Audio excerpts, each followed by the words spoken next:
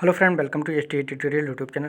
Friends, हम लोग आज दूसरा पार्ट देखेंगे सूचना तकनीकी इंफॉर्मेशन टेक्नोलॉजी से, जो आपके सुपर टेट की परीक्षा में 4 से 5 प्रश्न यहाँ से पूछे जाएंगे।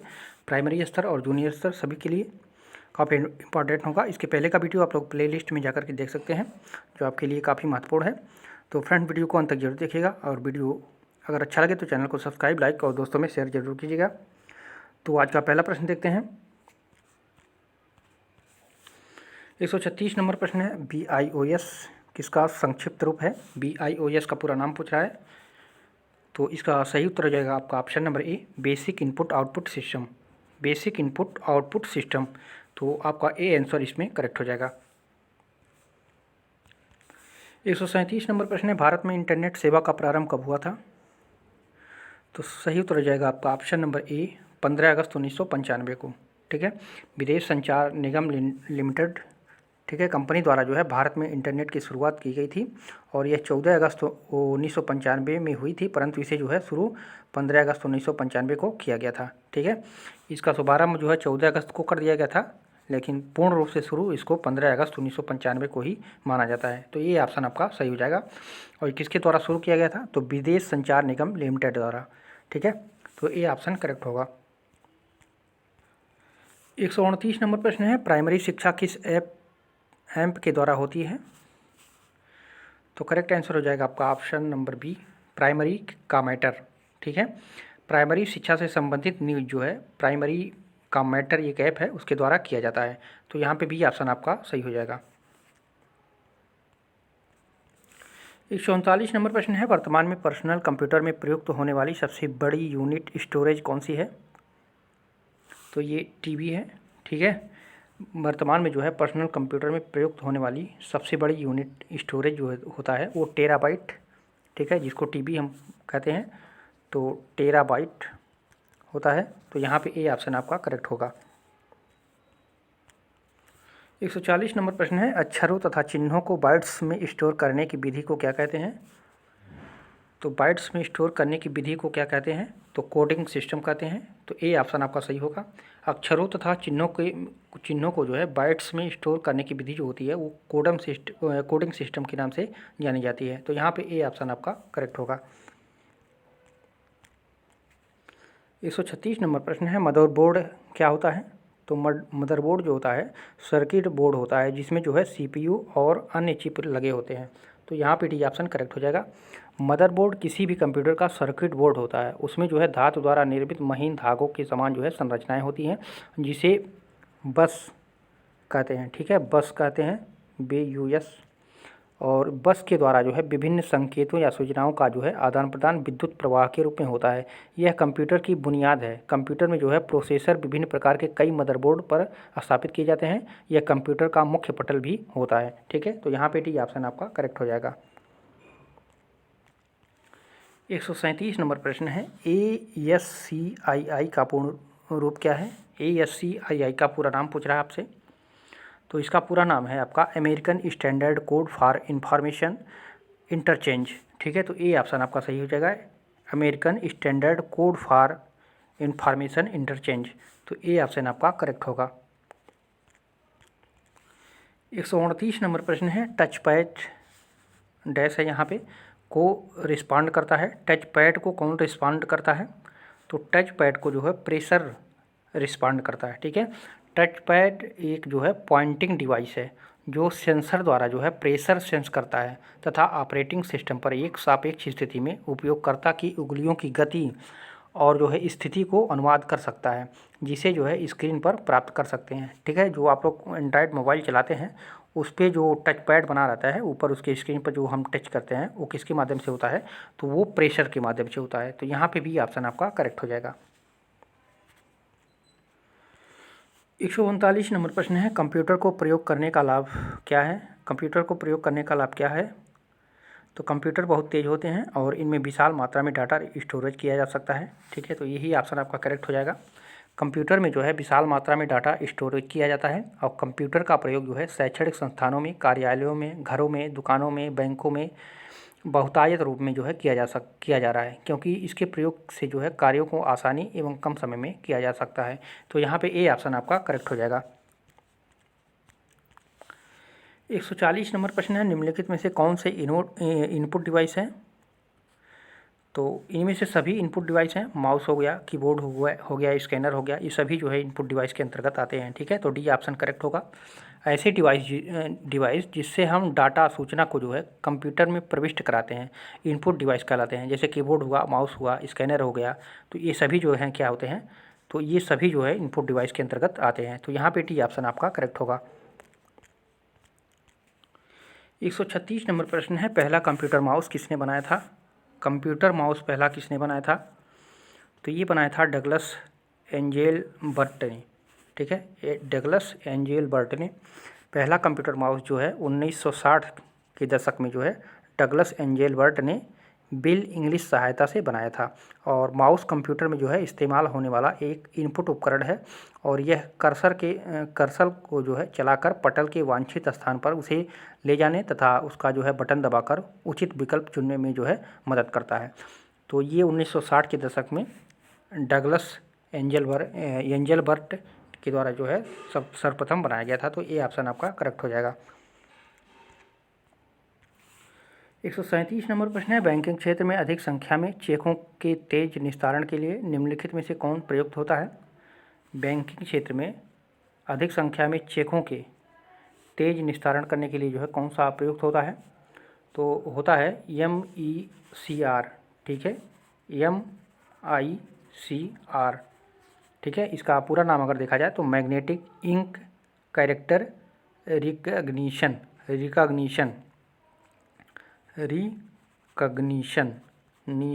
ठीक है, मैग्नेटिक इंक कैरेक्टर रिकग्निशन इसका पूरा नाम होता है। और इसका मुख्य कार्य है जो बैंकों में चेकों को जो है तेज़ी से प्रोसेसिंग करना, इसका मुख्य कार्य है। ठीक है, तो यहाँ पे सी ऑप्शन आपका करेक्ट हो जाएगा। 129 नंबर प्रश्न है, आधुनिक कंप्यूटर में प्रयुक्त सबसे सामान्य निवेश उपकरण है। तो आधुनिक कंप्यूटर में प्रयुक्त सबसे सामान्य निवेश उपकरण कौन सा है? तो कीबोर्ड है। ठीक है, कीबोर्ड जो है आधुनिक कंप्यूटर में प्रयुक्त सबसे सामान्य निवेश उपकरण है, जिसका प्रयोग जो है कंप्यूटर में अल्फ़ा न्यूमेरिक डाटा डालने तथा कंप्यूटर को निर्देश देने के लिए किया जाता है। और माउस एक अन्य महत्वपूर्ण इनपुट डिवाइस है। ठीक है, तो यहाँ पे ए ऑप्शन आपका करेक्ट हो जाएगा। 139 नंबर प्रश्न है, कीबोर्ड का प्रकार है। तो कीबोर्ड का कैसा प्रकार है? तो ये सीरियल कीबोर्ड होता है और पैरेलल कीबोर्ड होता है। ठीक है, तो ये दोनों जो है कीबोर्ड के प्रकार होते हैं, एक सीरियल कीबोर्ड और एक पैरेलल कीबोर्ड। सीरियल कीबोर्ड यह कीबोर्ड होता है जिसमें सामान्यतः प्रयोग किए जाने वाला कीबोर्ड होता है सीरियल में। ठीक है, ये सामान्यतः सभी लोग प्रयोग कर सकते हैं। और जो पैरेलल कीबोर्ड होता है इसमें कई भागों में अलग अलग ग्रुप होते हैं। ठीक है, इसमें जो है कई भागों में अलग अलग ग्रुप बना दिए जाते हैं। तो ये जो है क्या होता है, पैरेलल होता है। और जो सीरियल से होता है वो जो है सीरियल कीबोर्ड कहा जाता है। तो यहाँ पे आपका सी ऑप्शन सही हो जाएगा। ए और दोनों जो है कीबोर्ड के अंतर्गत आते हैं। 140 नंबर प्रश्न है, आउटपुट क्या होता है? तो आउटपुट वो होता है जो प्रोसेसर यूजर को देता है। ठीक है, जो प्रोसेसर होता है वो यूजर को देता है, उसको हम क्या कहते हैं? उसको आउटपुट कहते हैं। प्रोसेसर द्वारा सूचना जो यूजर को प्राप्त होती है आउटपुट कहलाता है।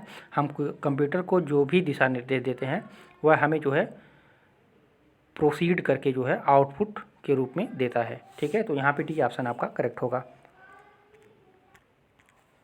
136 नंबर प्रश्न है, असेंबलर का कार्य क्या करना होता है? तो असेंबलर का कार्य होता है असेंबली भाषा को मशीनी भाषा में परिवर्तित करना। ठीक है, असेंबली भाषा को मशीनी भाषा में, ठीक है, मशीनी भाषा में परिवर्तित करना जो है असेंबलर का कार्य होता है।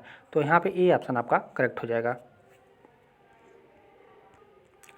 137 नंबर प्रश्न है, एमएस वर्ड किस सॉफ्टवेयर का उदाहरण है? तो एमएस वर्ड के जो है ये एप्लीकेशन सॉफ्टवेयर का उदाहरण है। ठीक है, तो यहाँ पे भी ऑप्शन करेक्ट होगा। एमएस वर्ड जो है किसका होता है? तो एप्लीकेशन सॉफ्टवेयर का एक उदाहरण माना जाता है। 138 नंबर प्रश्न है, इंटरनेट पर लाइव बातचीत का निम्न उदाहरण क्या है? तो इंटरनेट पर लाइव बातचीत का निम्न उदाहरण क्या है? तो ये दो तरफा संचार माना जाता है। ठीक है, दो तरफा संचार माना जाता है। इंटरनेट पर लाइव बातचीत दो तरफा संचार का माध्यम है और इसके द्वारा दोनों तरफ से व्यक्ति अपने विचारों का आदान प्रदान कर सकता है। तो यहाँ पे बी ऑप्शन आपका करेक्ट हो जाएगा। 139 नंबर प्रश्न है, विश्व के पहले स्मार्टफोन का क्या नाम था? विश्व के पहले स्मार्टफोन का क्या नाम था? तो ये था सीमोन। ठीक है, सीमोन। विश्व के पहले स्मार्टफोन का नाम जो था वो था सीमोन। तो ये ऑप्शन आपका इसमें करेक्ट हो जाएगा। 140 नंबर प्रश्न है, पोस्ट POST का विस्तृत रूप क्या है? इसका पूरा नाम पूछ रहा है। तो इसका पूरा नाम हो जाएगा आपका power on self test. Power on self test. तो ये ऑप्शन आपका इसमें करेक्ट हो जाएगा, पावर ऑन सेल्फ टेस्ट। ठीक है।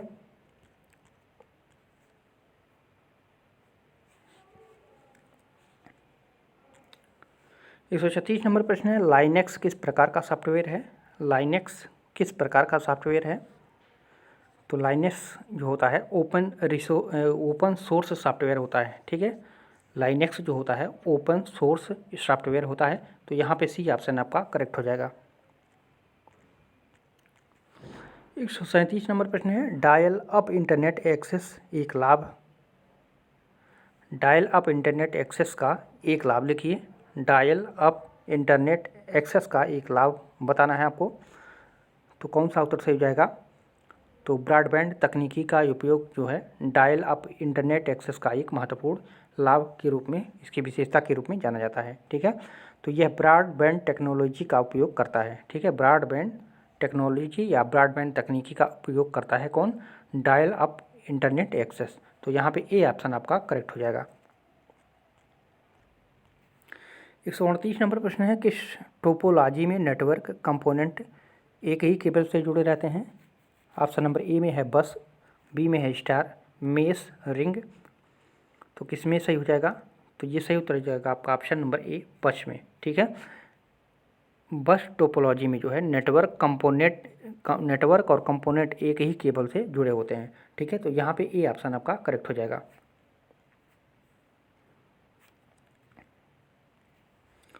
139 नंबर प्रश्न है, विश्व का प्रथम कंप्यूटर नेटवर्क किसके रूप में जाना जाता है?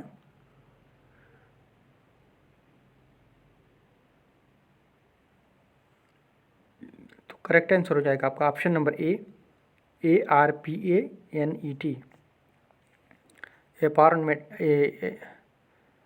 ARPANET के जो है रूप में जाना जाता है। विश्व का प्रथम कंप्यूटर नेटवर्क जो है वो ARPANET है। ठीक है, तो यहाँ पे ए ऑप्शन आपका सही हो जाएगा। 140 नंबर प्रश्न है, उस डिवाइस को क्या कहते हैं जो केबल के प्रयोग के बिना जो है नेटवर्क से कनेक्ट कर देती है? उस डिवाइस को क्या कहते हैं जो केबल के प्रयोग के बिना जो है नेटवर्क से कनेक्ट कर देती है?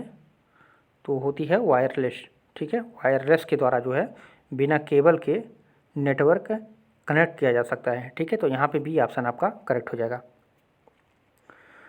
तो फ्रेंड्स, ये रहे कुछ महत्वपूर्ण प्रश्न। कैसा लगा वीडियो कमेंट करके जरूर बताइएगा। अगर वीडियो अच्छा लगा हो तो लाइक कीजिएगा और दोस्तों में शेयर कीजिएगा। फिर मिलते हैं अगले पार्ट में। पूरा वीडियो देखने के लिए आप सभी को धन्यवाद।